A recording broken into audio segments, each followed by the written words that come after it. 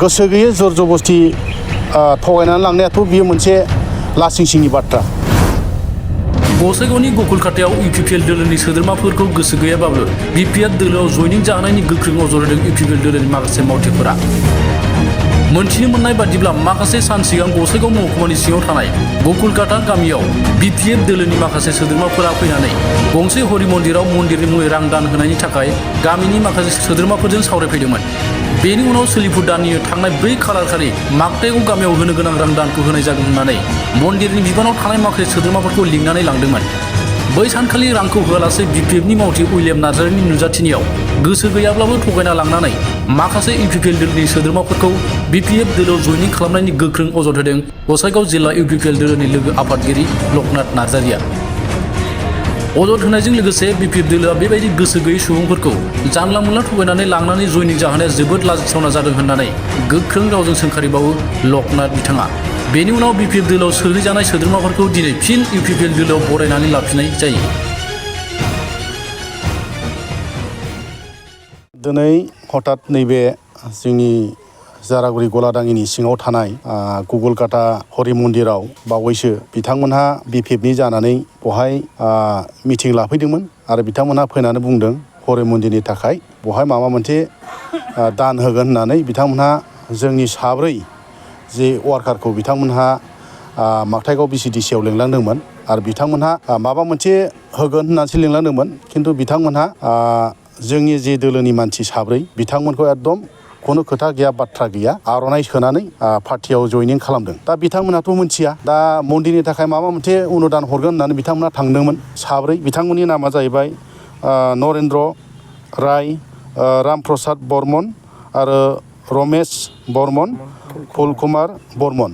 बे 4 बिथांमोनहा एकदम नंखायै माने जयनिं खालामदों। दा बिथांमोना स्पष्ट बुंबाय दे जोंखौहायथ' बेबायदि खुनु पार्टिनि सोमोन्दै बिथांमोना लेंलाङाखैमोन, खिन्थु बिथांमोना जोंखौ जर जबस्ति सोबाय। दा बिथांमोना दिनै जोंजोंहायनो दङ आरो आगोलनिफ्रायनो इउपिपिएलखा आरो दिनै जों ज' सावरायनानै जोंनि जारागुरि गलादाङिनि प्राइमारिनि प्रेसिडेन्ट सेक्रेटारि आरो जोंनि जुमदार ब्लकनि भाइस टिएलसि चेयारमेन निथुनजय बसुमतारी बिथाङाबो दं। जों जयैनो खबर लाबाय। बिथांमोना स्पष्ट बुंबाय जे जों खुनु दिन जों इउपिपिएलखौ नागारनानै जे बिपिएफ राजनिथि दोलोआव जों मालाबाबो थाङा। जों इउपिपिएलावनो थाबाय थागोन आरो जोंनि मानगोनां बिटिआरनि दानि चिफ प्रमद बर' सारनि सरकार जि दैदेननाय बे सरकारखौ जों जोबोद मोजां मोनो। मानो होनोबा मोनफ्रोमबो जाथि जनगोष्ठीखौ लानानै दिनै एखे नोजोरजों दिनै नोजोर बोनानै गासैबो हारिखौ उन्नति खालामनायनि आवगायनायनि खेथ्रआव बिथांमोनहा जोबोद मोजां मोनदों। दा बिनिखायनो बिथांमोना स्पष्ट बुंदों जों खुनु फटे इउपिपिएलखौ नागारनानै गुबुन राजनिथि दोलोआव जों थांनो हाया।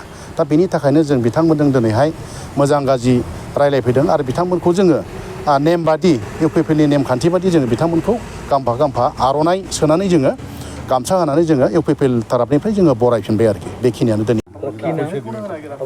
মোৰ নাম ৰামপ্ৰসাদ বৰ্মন। গাঁৱৰ নাম 1 নং গকুলকাটা। আপুনি আগত কোনবা দলত আছিল নেকি? আগত আছিলোঁ ইউপিপিএলতে আছিলোঁ। তাৰপিছত সেইদিনা আপুনি বিপিএফত গৈছিল নেকি? সেইদিন মানে এই পূজাত চান্দা দিবার জন্য ওরা নিজে আসছিল এসছে, কিন্তু আমরা ডাকে আনিনি অবশ্যই। আমরা কোনোদিনও কাউকে ডাকাই নেই আজ পর্যন্ত। তো ওরা নিজে ইচ্ছাকৃত কোনো মন্দিরে হয়তো চান্দা দিছে, লাস্ট পর্যন্ত আমার মন্দিরে ইচ্ছাকৃতভাবে আসেন। আসার পরে আমরা বসার জায়গা দিলাম, বসলো। এখন বসার পরে ওরা বললো যে আমরা তো অন্য কোনো পার্টির বিষয়ে আসি নাই, এটা মন্দিরে প্রত্যেকটা মন্দিরে এখানে না হয় অন্যান্য জায়গার মন্দিরগুলোতেও আমরা পয়সা দিয়ে আসি। তো গতিকে তোমার মন্দিরের কথা আমার ওই যে কী কয় একজন নেতা বলছিল আর কি, ওই জন্য এখানে আসলাম। তো আসলে ভালো কথা, আমরা বসার জায়গা দিলাম, কিছু আলোচনা হলো। অবশ্যই এখানে পার্টি বিষয়ে আলোচনা হয় নাই, এই বিষয়ে ওই পয়সা করে লেনদেনের বিষয়ে আলোচনা হয়েছিল। তারপরে আমরা আমাদের সেক্রেটারি নবজিৎ বর্মনে আবদার করলো যে বলে আমার মন্দিরটা তো আমরা অনেক দিন ধরে আমরা আজ পর্যন্ত কমপ্লিট করতে পারতেছি না, তা যদি অন্যান্য দুর্গা মন্দিরে পয়সা দেন তাহলে আমার হরি মন্দিরে অল্প পয়সা দিলে ভালো হয়, আমরা কিছু কাজ আগে নিবার পারি। তো এই হিসেবে ওরা স্বীকৃতি দিল। দেওয়ার পরে ওরা 4 তারিখে মাগতুগাঁও পয়সা আনার জন্য আমাদেরকে বললো আর কি। আমরা সেই হিসেবে 4 জন এখান থেকে সমাজ থেকে 4 জন আমরা মাগতুগাঁওতে গেলাম। যাওয়ার পরে বলার পরে ওরা তো বললো পয়সা তো আমি ভুলে গেছি, পয়সা তো এখানে আনি নাই, তো পরে হবে আর কি বলছি আর কি। তো হিসেবে আমরা রিটার্ন আসলাম, আসার পরে তো এই যে এখানে তারপরে ওরা আমরা কোনো কিছু আলোচনা না করিয়া হঠাৎ করে এইভাবে গামছা দিয়া ফটো করিয়া রেকর্ডিং মানে ভাইরাস করে দিল, ওটা তো আমরা কিছু বুঝলাম না। তো ঘটনাটা এটাই, আমরা তো ওই দলের মানুষ না, গতিকে আমরা ইউপিপিএল দলে ছিলাম, ইউপিপিএল দলে থাকবো আমরা, এইটাই আর কি। আমার কতজন গেছিলাম? 4 জন ছিলাম, একে গাঁওয়ের? একই গায়ের, একই গ্রামের, একই সমাজের।